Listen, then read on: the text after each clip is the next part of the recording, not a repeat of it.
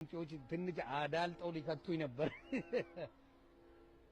ግን አላህ በቸርነቱ እንደገና ሰላት አድርጌ ዱዓ አድርጌ ጸሎት አድርጌ ቁርአንን ቀርጬ እንትን ስል ደግሞ የመለሰኝ ነገር አለ። አላህ አልহামዱሊላህ።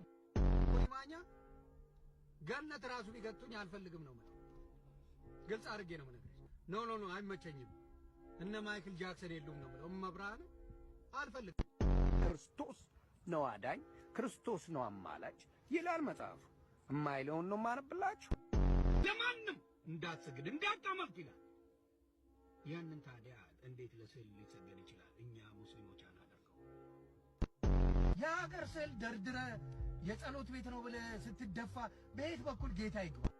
ሙስሊምን ወክለ ነው አይደል አንተ የምትደነፋው? fuck you bitch። እኔ ክርስቲያንን ወክዬ ነግረሃለሁ። bring it on bitch። ራዳ ሰው ነኝ እኔ ነኝ። ለምን ትፈልገኛለህ?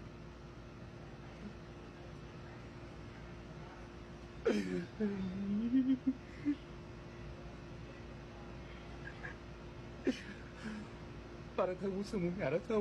ከእግዚአብሔር የተላኩ ሰው ነኝ። ተው ስሙኝ።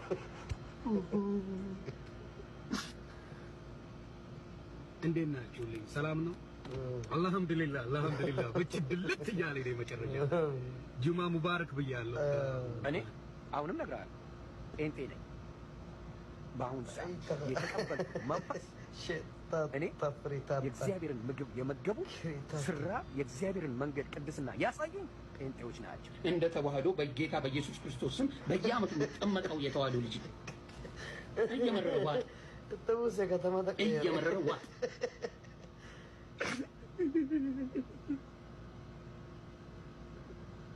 እኔ ምን ላድርግ? ፈጣሪ ሆይ አልሰማህም። ፈጣሪ ስራ ሳኔ ያንተ ጋር ሂድልኝ ብዬ ከእግዚአብሔር ጋር ተጣልቼ እስር ቤት የተወረወርኩበት በዚህ ሀገር ላይ እስር ቤት ገብቼ ታስሬ የነበረ ሰው እዛም ሆኜ ዮናስ ነው። አስቡ። ትንቢተ ዮናስ አለ ማንበብ ትችላላችሁ። ብዙ ሰዎች ይቅርታ ስማቸውን ማላስታውሰው ሊኖር ይችላል። አዋጣው ሀገር ቤት ልከውኝ ነበረ። ሂድና ጸበል ተጠመቃን ታሟልተ ማለት ነው።